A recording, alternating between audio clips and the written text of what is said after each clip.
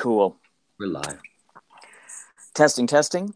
Today on Quality Time with Family Ties, we learn about greenhouse... Shit, sorry again. Today on Quality Time with Family Ties, we learn about greenhouse gas lighting. 3, 2, 1. Hey there, everyone. Welcome to Quality Time with Family Ties. I am one of your hosts, Corey Pepper, from lovely, sunny Southern California, talking to Paul Packler, cross-country in overcast New York. In fluorescent lit New York. I'm recording at my office right now. It is, and we have quite the shot. For those of you on YouTube, you're going to enjoy this shot of fluorescent lighting. It's beautiful. Yeah, I look disgusting in fluorescent lighting, and I don't want to hold my phone, so we're just going to look at some lights for this after this recording. This is our final episode 20 of Season 7 of Quality Time with Family Ties, titled "Rainforest Keep Falling on My Head." Yeah, it's something else. The old B.J. Thomas song from Butch Cassidy and the Sundance Kid. One of my favorite movies of all time. Mine too. Love it. Yeah. Who's hotter, Corey? Paul Newman or Robert Redford? It's a toss-up, and in that movie, it just may be Catherine Ross. Well, I mean, sure, yeah. But in that movie, it's Paul Newman. What? You son of a bitch. It's obviously Robert Redford. Newman has always held a very special place for me. Wow. Always. See, this is like my friend Shane. This is a perennial debate of who is the hotter, Butch Cassidy or Sundance Kid. There's something about Newman's hair and eyes. It's the gray hair and blue eyes combo. I do think Redford is gorgeous, but I think he's better looking in some other films. Right. But yeah, Butch Cassidy and the Sundance Kid, written by William Goldman, right? Yes. And it's one of the best screenplays. The soundtrack is amazing. I really should buy the soundtrack. I love it. Like, even the weird, like, who did that? Is it what's his name? The one that wrote all the songs for Little Me and stuff. What's his name?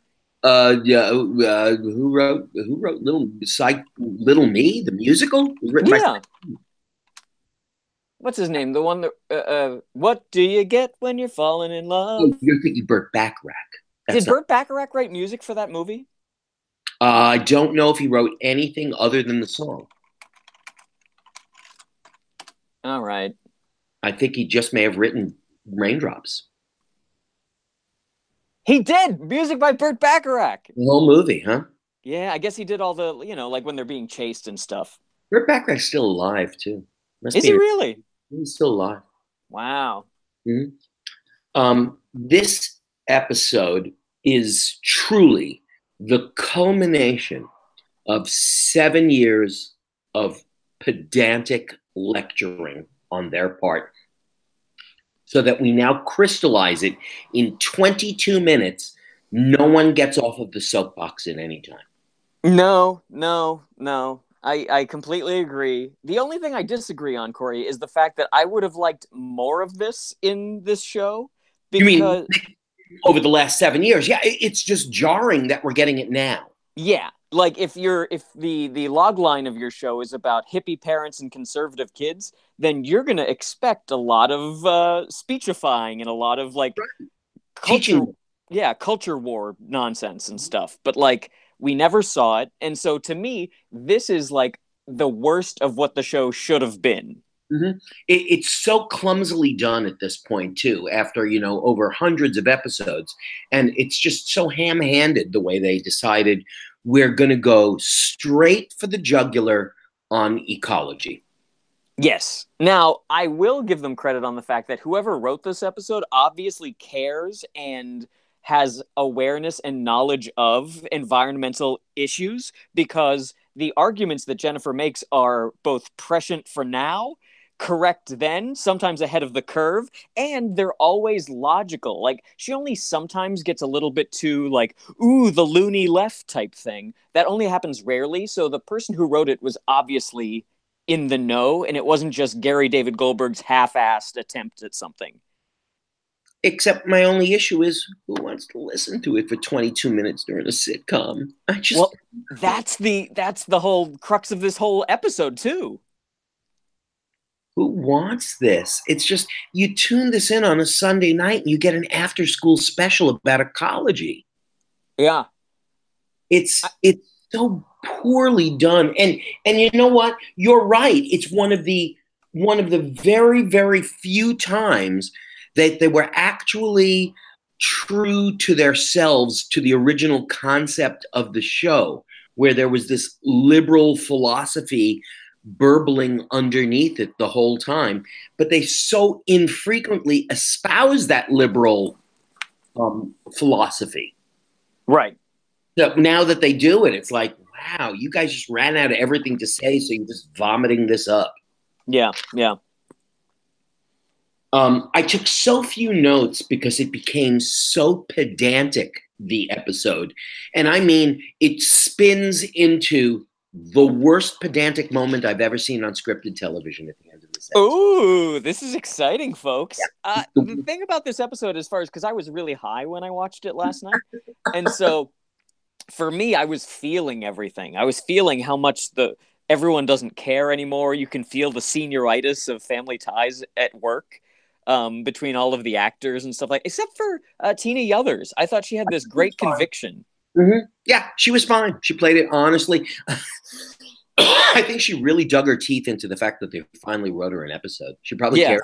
It looked like she cared. Yeah, very much so. But yeah, it's like if you were to review a presidential debate, it's like there's no real flow to a debate, so it's not a narrative construction. There's no beginning, middle, and end of a debate. It's just questions and arguments back and forth, pros and cons of a thing. So it's like, how would you review that? You can't really. So as I was watching it, we're just playing with facts and figures and stuff. There's no real story to tell. We open in the kitchen with the B plot, and the B plot just goes away at some point. Mallory guessing fabrics. Now, this is taken, it was a bit that was discussed, and we had that little funny moment where Alex in A My Name is Alex says that kids would blindfold him in preschool and he could name a coin dropped into a jar. Mm-hmm.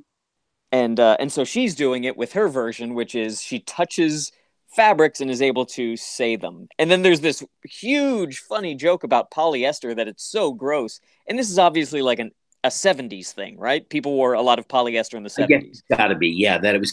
I mean, we still wear a lot of polyester, but it's no longer as gross a material as it used to be. Yeah. And then this is followed by a very, very curious moment. I say it's curious because I don't quite understand how an adult child would bring a pet home for a younger sibling without asking permission from a mother and father. That is a good question. Another good question is, why would you put a cage inside a box? That seems very difficult to carry. Yeah, yeah. Oh, it's like putting a garbage pail inside of a bag and then getting home and putting the bag inside of the garbage pail. It doesn't make a tremendous amount of sense. I guess it's only for TV purposes that he could walk in and people wouldn't see the parakeet immediately. But yes, it's insane that he brings home a pet for his kid brother. And now it's like, and then I'm going off to college. You guys take care of the pet. Enjoy yourselves. Bye. Yeah, yeah. Okay, so he has a parakeet now, and I guess maybe this is like the living quality of ecology that we have a bird now, and the whole episode now just goes into this giant ecological thing where Jennifer comes home and is researching, is depressed because she's realizing that the world, ecologically speaking, is going to hell in a handbasket. And she could not be more right, and she only gets more correct as the years tick on. And now 30 years later, nothing has changed, and we have a president who couldn't give a shit about the environment. So nothing's changing. Now, that's the only thing that flips me out on this episode is anyone saying, and please save your letters and your emails when I say this. And if Oh my wife, boy. I know, and if my wife was here, she would caution me not to say this. But oh my God, the world is going to be gone. Yeah, not in your lifetime, though. Not that fast. I mean, it's going to be altered very quickly, but I still don't think it's in our lifetimes or in Jennifer Keaton's lifetime. Oh my God, Corey. What? I'm sorry. I know. I'm What? sorry. How? Corey, come on. How many droughts did you used to have when you first moved to LA? Trust me, I see the environment changing. It's changing very quickly, and polar bears are on tiny little squares of snow, and I see. Yes, it's terrible, and I wish something good would come of it. But when Jennifer says, like, it's like, oh my God, we're going to be here, and the whole world is going to end before, well, not in your lifetime. Calm down. But it does, though. It does. Yes, it is affecting us right now, as I say, looking outside where it's still going to be 95 degrees for the 900th consecutive day. And the rain on the East Coast is getting worse and worse from the hurricane that's traveling all over the place. I totally get it. I totally get it. And I'm the son-in-law of ecologist. My father-in-law is an ecologist. Not in your lifetime. Jennifer. This is interesting. I want to talk about this further. Okay, so when she says this and Alex shows her a map or something, she shows Alex a map, he looks at it and he goes, "Oh, well, it's not affecting us, so cool." And you're saying exactly that, Corey. Yeah, no, I don't want to agree with Alex B. Keaton on anything. Oh. I'm not saying that it's not affecting us, because it is affecting us, and it will continue to affect us, and it will probably continue to affect us terribly. And it will certainly affect my children's lives and my grandchildren's life. I'm just getting up there in age, so, it's not me. I think maybe that could be it. No, because I think this is interesting. I'm not trying to argue or put you on your heels or anything, but it's just interesting because this is the most interesting part of this episode, is how Stephen and Elise respond to Jennifer talking about all of this. But I want to ask you, so, like, for you yourself, what would it have to be? What would it have to come to ecologically, climate change wise and stuff like that, for you to be like, oh, fuck, this is bad? I already think it's bad. That's the whole thing. It's like, I do think it's bad. All the weather changes are scaring me. It's just too severe. All the weather all around the world is too severe. So I already do think it's bad. I just don't think, if I figure, okay, maybe I'm going to live another 20 years. I don't know. Yeah, I'll give myself 20 years. I don't think the world's going to end. And I don't think the environment is going to kill us in the next 20 years. 30, maybe, but not. So, wow. Yeah, it'll affect you. It won't affect me. Right. No, this is interesting because, I mean, this is literally an existential problem. And I think that a lot of the climate talk that people find themselves in, where it's like you and me, we don't run factory farms. Right. We're not fossil fuel executives or people like that or whatever. We're not people who own private jets or anything like that. Excuse me. So ultimately, when normal people like you and me talk about climate change and stuff like that, it's more about your worldview. It's more about how much you enjoy, for lack of a better term, sort of like masochistic thinking about your impact on the world or what the future is going to be and how much you enjoy to suffer emotionally. Mm-hmm.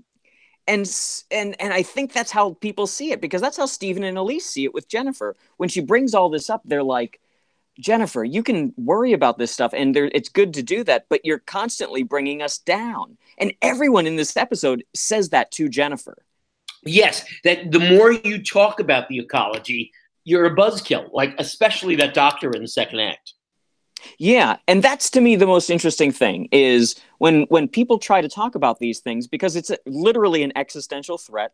Right. How people respond to it says more about them than it does the actual threat. I don't want to think about this. Stop talking about it.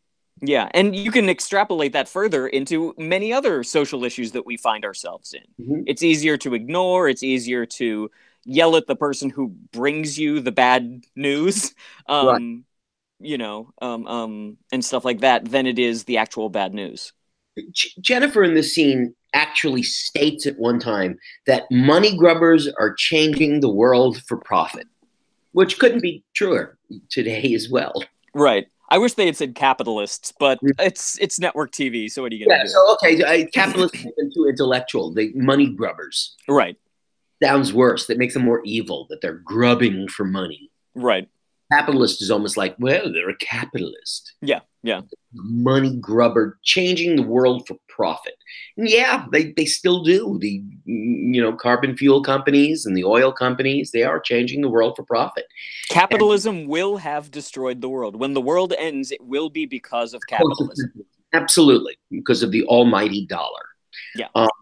And this scene actually fades out with Stephen and Elise reminiscing about how they tried to save the wombat when they were in college, and they have sort of a kumbaya song, once again sung in harmony as always.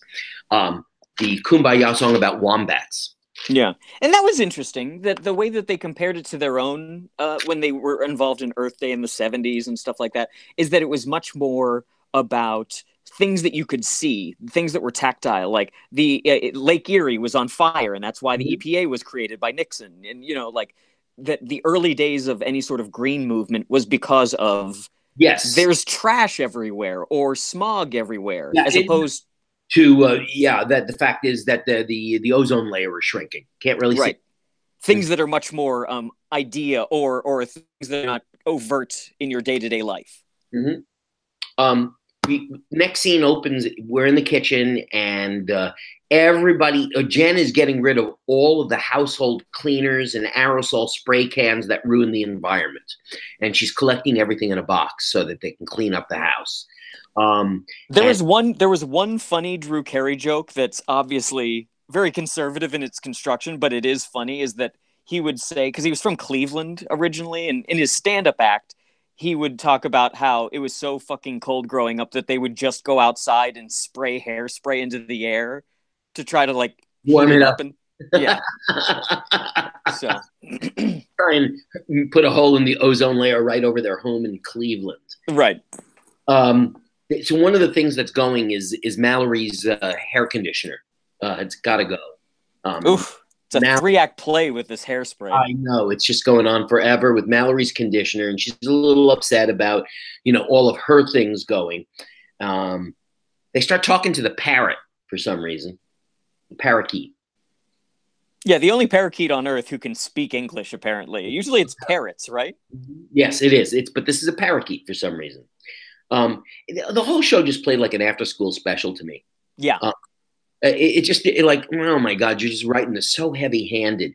There's a joke about they went and they got new. Is this where they went and got new stuff? Maybe it blends together for me, but like there was a time that they went shopping to like the Trader Joe's of 1989 or whatever. Right, and Mallory made a run for it across the street to the other store, the competitor called Pollutants Are Us. Right. Exactly. So, it turns out this was the scene in which like a light bulb went off in my head that after 7 seasons and 20 episodes, Jennifer Keaton is the only spawn of the Keatons that's actually like Stephen and Elise. Yeah, and perhaps better than them. Yes, a better person than them. Because as we've seen over the years, Stephen and Elise say one thing, but they vacillate in every direction. They're very chameleon-like. Yeah, I feel like if going forward in real life, Jennifer and Andy too are, because we've seen things with him, unless he turns into some terrible person. The two of them seem the most normal. Like they will grow up to be healthy adults. Absolutely, I totally agree with you. This was an episode where Jennifer was she was like a real human being, very smart. And the only thing that I have an issue with is her internalizing it emotionally, where it became something like, I can't sleep over this. Because it's such an existential thing that really you can't take this on yourself. Right, right. And so that's where this episode tries to like find what the conflict is or whatever, is that she as a 16-year-old gets wrapped up in this thing and it's very depressing, and so it bleeds into her own like emotional and psychological well-being. She becomes so obsessed with it to the point and exclusion of her own health or her own life. And Stephen and Elise start to become repetitively concerned about her because it doesn't change. She's at sort of at the same level. They don't really up the stakes or change it very much. She's at this level of sort of obsession with the environment, and Stephen and Elise are concerned about her. So like Stephen tries to talk her into sitting on the couch and watching a baseball game, which I thought was actually clever on their part, because we do know that Jennifer does like baseball and does enjoy watching baseball with Stephen, something they've referred to in the past. Right.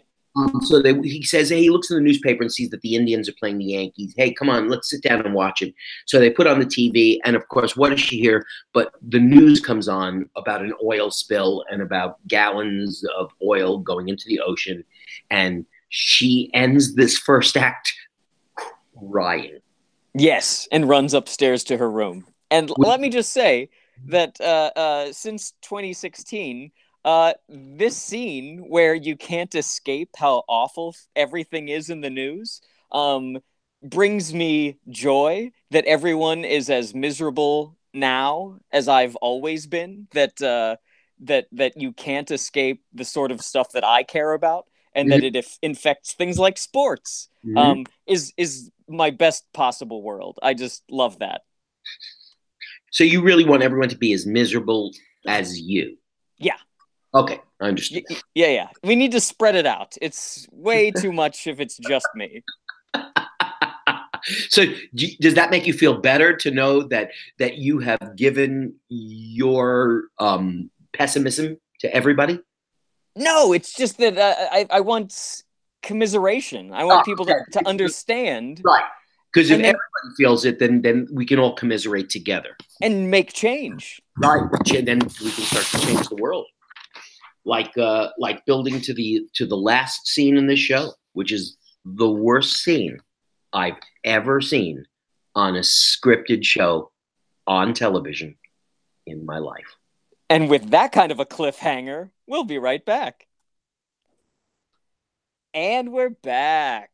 Gosh, well, I just want to go right to the end of the second act. No. We got to stop right now, because right here at the beginning of the second act was my favorite moment, because we got a table full of OJ. Whew. I didn't think it was going to come back. I know. I was worried before the end of the season if we were ever going to see orange juice again on this show. But thank God they give us a table full of it at breakfast. You know what would have been amazing is if Jennifer and they like unpacked, how can we drink so much orange juice? There are no orange trees in Ohio. And then she makes it into this whole thing about the trucking industry.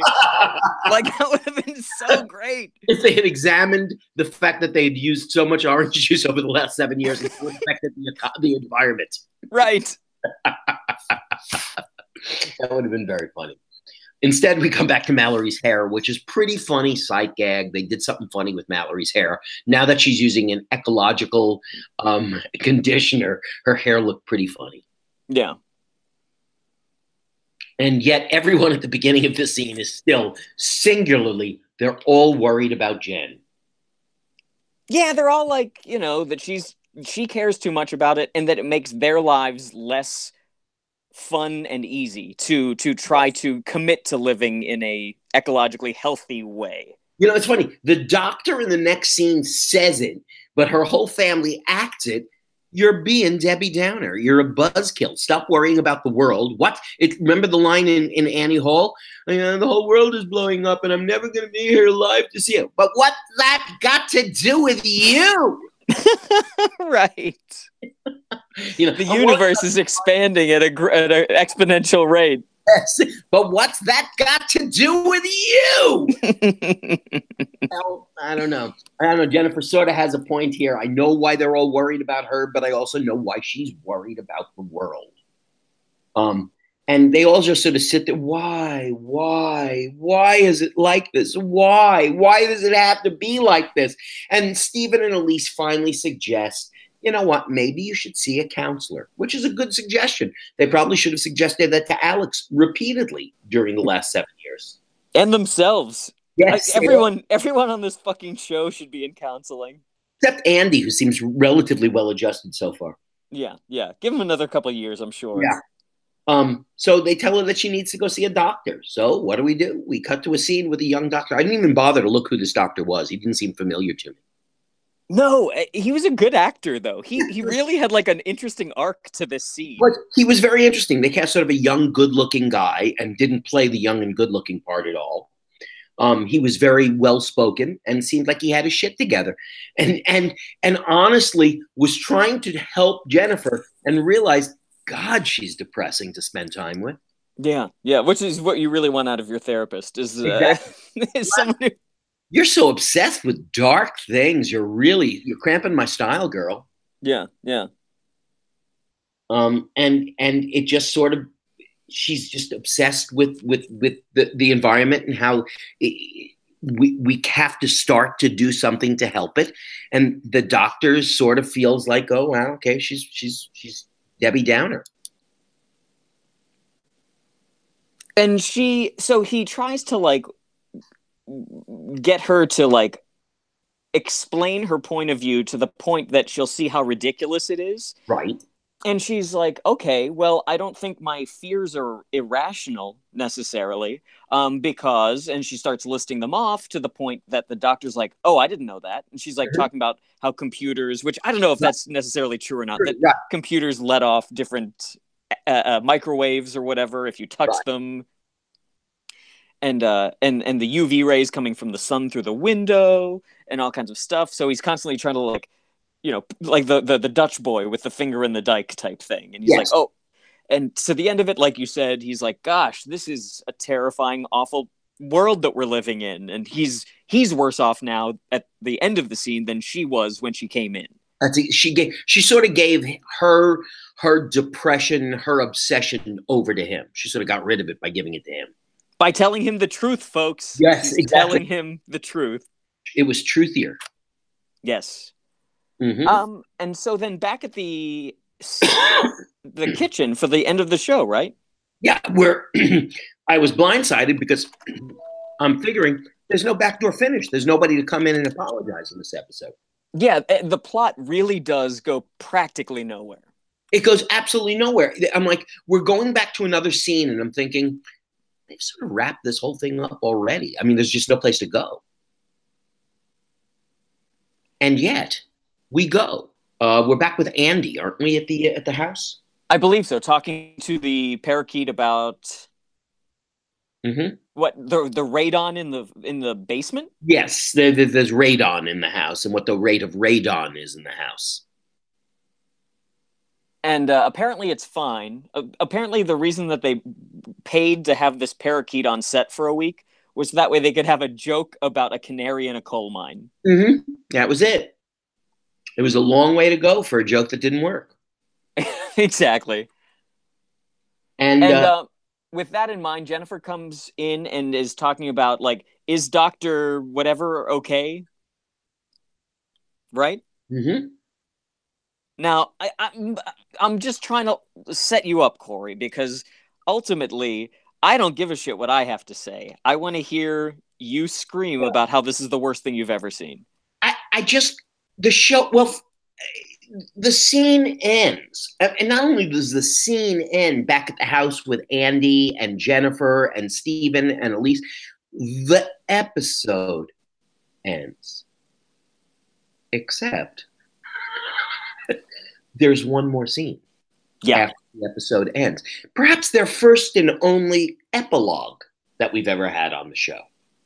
That's true. I think you're right. And the epilogue is not really written in the style of the 7 seasons and 20 episodes of Family Ties, which I would consider loosely and generously a situation comedy. But this scene is written like a film strip you would see in science class when you were in 4th grade about recycling. Wow. I remember those. It just becomes an instructional 3-minute scene on how you, audience whom we love, can help the environment by recycling. That was the whole scene. Instructions on how to recycle, courtesy of Gary David Goldberg. Now, usually when you would have this in a very special episode, they would wait until afterward. Like in the 80s, they would have the show end, and then like whoever the old man of the TV show would come on and be like, "Hi, I'm the dad from Different Strokes." And this would run after the credits. Yeah. So that's the problem, is that they ran this like it was the final scene of the sitcom, and it was instructional, and it was out of tone. Tonally, it was awful, and it was preachy, and I hated it. I just thought it was just awful, just the worst moment I've ever seen. I feel less strongly about it because as I was watching it, I thought because I thought it was so fake the way that Steven and Elise were concerned about Jennifer, and they were constantly like subverting what she wanted to do and were gaslighting her concerns about the truth of climate change. And so this scene, the way that Steven and Elise acted, would be in my mind how they would have acted when she comes to them at first and says, "I'm really concerned about the environment." They would have been like, "Oh my God, so are we." And so then Paul Packler would have liked to have seen where the episode goes from there. Now, the three of them are concerned about it, and then what? As opposed to, she has this concern, they're like, "You're dumb and you worry too much." And then at the end of the show, they do a 180 and they're like, "Oh, by the way, we totally agree with you." It's bullshit. That's the worst part. Right. So they say, "Oh, you should get involved." Like, yes, you are only one person, and so you can't really do that much by yourself, but there are systems of resistance in order to get involved, to donate. They never say anything about calling your representatives and congresspeople and senators and stuff. They don't, whatever. And that was interesting to me about this episode, is that all of the stuff that, like the praxis for resistance in starting at this point in the 80s is all based on capitalism and consumerism. It's as dumb as all of the Nike bullshit. It's that, like, because we have so little faith in our civic abilities and that our government in no way represents our interests or will listen to us in any capacity, we've gotten to the point that we only think of businesses and boycotts as the only way to effect liberal change, or conservative for that matter. And so it's all about what you buy and what you choose not to buy that equals protest. And that's so ridiculous, and it doesn't work. It doesn't disrupt systems of corporate malfeasance. And so it's funny that this is their stupid way of trying to show how to make a difference. Yeah, this is the Family Ties episode with the primer to revolution. Right. So, with that in mind, they say she should join the Sierra Club or Greenpeace and recycle. Yeah. And don't use styrofoam. Yeah. So, Corey, did I convince you that we're all going to die? Yes, you did, actually, and so did the whole rest of the world. And yeah, all of human history. The and melting polar ice caps are doing it pretty good, too. Yeah. Anyway. Four more episodes left? What is this? Is 20, so we have 21, 22. We have a 2-part, a 1-part, and then the season finale, which is an hour long. Please tell me that the hour-long finale isn't a clip show. It's not a clip show. Thank God. But we do have a clip show coming up, don't we? I think after the 2-part, that one in between is a clip show, maybe. Like an Andy's Memories of Clip Show. I think it's an Andy clip show. That would be amazing if he only remembered back to all of the clip show segments. Remember that time we looked at the photo album? Remember that time that that Tracy Pollan came over? And we told her stories about the family? Oh, Lord. So, anything else, Corey? No, that's it. That's it. That's it for today. Can't wait till Scott comes back. Oh yeah, folks, Scott's gonna come back. Apparently, he said he's gonna come back. Did you do the show with Scott last week when I couldn't do it? I did it by myself. You did it by yourself last week. That was the second half. How did that episode turn out? What happened? Who did he choose between, Lauren or Jane Addams? Gosh, Corey, I'm so glad that you listened to the show when you can't be on. Hey, it's the high holy days. It's the Jewish holidays. I'm doing this on Yom Kippur. I'm atoning right now. Oh my gosh, I didn't even realize. Yeah, by the way, did you see the message Scott sent me last night? He said, and I want to quote this just on the internet so that everybody knows what Scott sent me. Have a great Yom Kippur. That's what he said to me. Have a great, you know what? It is. It's a great Yom Kippur. Happy Yom Kippur to everybody. What? No. So what would you say? You would just be like, have an easy Yom Kippur. Have a good Yontif. Have a good Yom Kippur. okay. You say Happy New Year to someone. I hope your fast passes easily. And you're such a good Jew that you're fasting today, right? Shut up, Logan. I'm not. I'm diabetic. I can't fast. My doctor advises against it. But still. You don't. Before the diabetes. My 95-year-old Jewish mother said to me on the phone yesterday, "How are you celebrating the holiday?" I said, "I don't know. I'm atoning for my sins. How about that?" Yeah. Wow. You don't wish someone, you don't tell somebody to have like a happy Good Friday. It's not a happy day. It's a solemn day. Right. There are religious holidays. This just happens to be a solemn day. So great Yom Kippur. Have a great Yom Kippur. Maybe, I don't know. I don't know if you can have a great Yom Kippur. I don't think anyone's ever going to cast Scott Jones as Eugene Morris Jerome in anything. So it's more embarrassing that I didn't know what to say or what the. Yes, I know. I can't bust your chops because you said nothing. It was Scott that said something. But Scott and Carrie have a beautiful new baby, right? Yeah, Shelly? of course. Yeah, that's his excuse. I bet he doesn't. I bet he doesn't have a baby. He just doesn't want to do the show. I saw Carrie. They had a baby. Trust me. I ran into Carrie. She was extraordinarily pregnant. Wow. Now, and by the way, P.S., not just extraordinarily pregnant, but gorgeous and pregnant. She looked great. Yeah. So pregnancy agrees with her, but please, no more than 3 children. Stop it right now, the two of you. Are they secretly Mormon? Oh, Jones? Nah. That's you white never bread. know. That's white bread. Yeah. On that note, have a solemn Yom Kippur. You got those credits up yet? I do indeed. Rate and review our show on iTunes. For questions and comments, email us at qualitytimewithfamilyties@gmail.com. Follow us on Twitter at QTWFT for updates. You can follow each of us on Twitter as well. I'm at Paul Packler. I'm at Corpep, and Scott's at Follow Jones. And you can like our page on Facebook. We'd like to thank our host and producer, Barbara Dillon, at Fanbase Press. Fanbase Press is a comic book publisher and online community supporting creators and fans through daily reviews, interviews, and podcasts that span the pop culture spectrum. Fanbasepress.com. We'd like to thank Perry Adams, who beautifully performs Family Ties and our theme song without us. Check out her website, perryadams.com. We'd like to thank Bryant Dillon, who created our fantastic drawing and artwork, as well as edits our show. Bryant is the president and co-founder of Fanbase Press. Follow him on Twitter at Comic Book Slayer. And finally, Sean Foster, Fanbase Press's graphic designer, for designing our logo. Gang, we'll see you next week, if the world exists next week. That's right. According to Jennifer, it may not, but sha-la-la-la. Bye.